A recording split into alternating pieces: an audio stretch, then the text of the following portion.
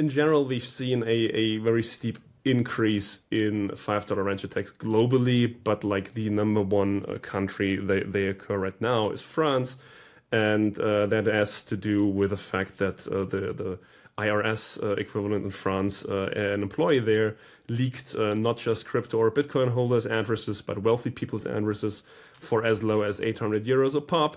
And then it is not like regular like criminals, but like professional criminals. They are like masterminds in the behind scenes, and then they hire like hoodlums off Telegram to come visit you, and they then know, okay, this person is showing me a decoy wallet, but given they obediently paid their taxes, I know they must have more, so take a finger.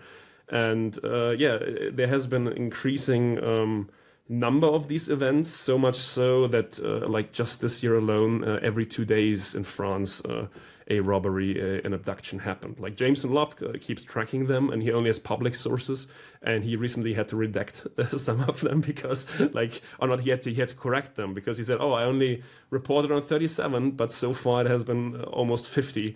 The official police reports came out because if you are in such an robbery or abduction event, like you're not necessarily talking to the media to have additional like press coverage, and afterwards like the police crime statistics they associate in crypto with that specific crime. And so I always say like that the best insurance for that is to tell nobody about your Bitcoin or that you have Bitcoin. Don't go flaunting wealth. The second best thing is to have some kind of $5 ranch insurance that would give you a bargaining chip in the event somebody comes and robs you. There's kidnap and ransom insurance. There is like Bitsurance where we can you can say here's 100,000 euros, 500,000 euros worth of Bitcoin. Be gone, go with God, and in the end, like you save your skin and hopefully you get your Bitcoin replaced or your fiat to buy Bitcoin again.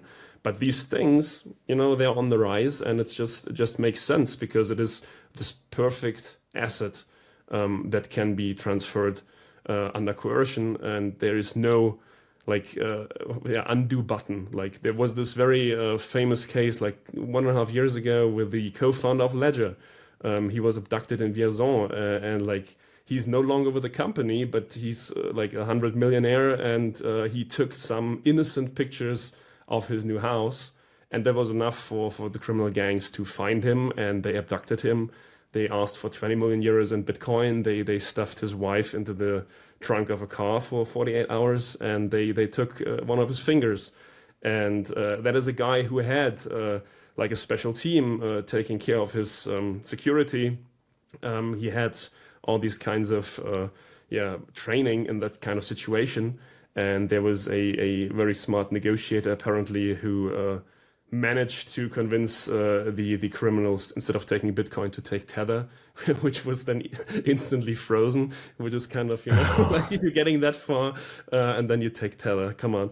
And like he was luckily liberated on a pure coincidence. Like there was a police officer who noticed a report coming in of a invalid or stolen license plate seen nearby a hotel or something, and that's why they then found and rescued him, and later found his wife in the trunk of a car. But like that scenario, that is insane. But Bitcoin is an asset that did 100x from 2017, and people go around flaunting their wealth and don't think they can be a target, and people need to step up their OpSec. No, it's very true, and it's sadly in Europe you guys don't have guns, which makes things. That is a misconception. we have all of the guns, and I would even say, except for weapons of war, which would probably also be quite difficult to get, maybe outside of Tennessee. But like we can have guns. It's no problem. Like we don't have these open carry licenses unless you're like a licensed investigator or something. But home defense, like with guns, is possible. But yeah, the best defense is a good security strategy, and like to not let it get that far. But yeah, I mean, there have been cases in America as well. Like in New York, they had a guy abducted in for several days, and they tortured him. And very, very gruesome cases, because it's just, information that can be beat out of you. And then there's this report by Guard.io, a company by Elena of Satoshi Labs and Max, formerly Wasabi. They looked at all the reported cases, and what I've heard, like a lot of feedback that I've gotten due to all these $5 wrench attacks, is it actually smart to have your Bitcoin in self-custody? Should I not have it on an exchange? And like that report flat out showed us that it doesn't make a difference whether it's on an exchange or self-custody. Either you log into your Coinbase account or you have to unlock your hardware signer. There are ways with like time-locked multisig, etc., to protect you, or rather protect your Bitcoin, but not to protect your like your health. I would say. And it's again the perfect asset, and that comes with a lot of downsides too. It's an interesting point on the, let's say, the multi-sig front, because without getting into details, there's no way that I can even act, I can't do anything with my Bitcoin, if I'm at my house, and I can't even do it in the country. Like there are multiple geographic redundancies, and like the difficulty there is that some people your attacker may be too stupid to understand that, like, look, like I'm telling you, I can't access it's literally impossible for me to do anything. They'll be like, okay, we'll take another finger, then we'll see. Then we'll see if you can access those bitty coins. And you're like, no, I'm telling you, don't understand. It's multi-sig. Like, come on. Mini-script.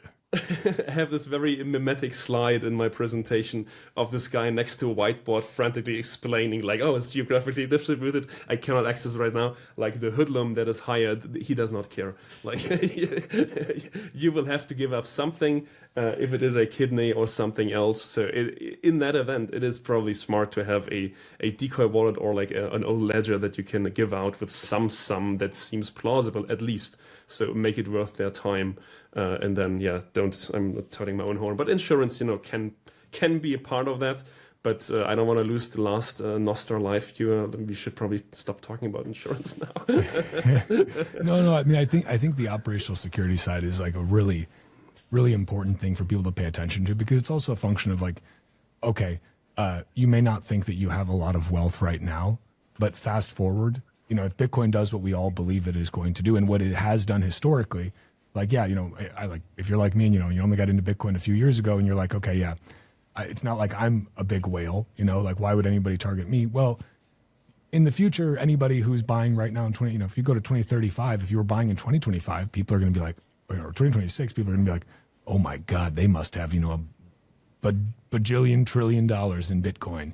Like it's all just like a game of time. Right. And so I think being better prepared in the present just is a prudent choice for people. Like you should be paying attention to these things. You should be careful. You also got to be just like, careful about what you post more broadly, because especially with AI, it's so much easier to geolocate these days too. Like you can do it trivially easy. And so people you should be conscious of that, right?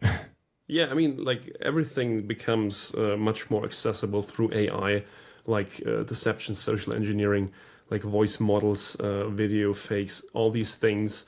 Be vigilant and like don't be an idiot such as ourselves. Don't be public about Bitcoin. Like that is something that might bite us in the ass in the future, because even like 17 years in, everybody that gets into Bitcoin now is, in my opinion, very, very early to this. And no price prediction, but nominally I would bet my ass that we will see an increase at an all-time high in near time. Like and all these things like correlate very closely. Like these $5 wrench attacks correlate really closely with the price. And there's don't trust. Verify, I would say, and don't count on other people helping you in that case. Yeah.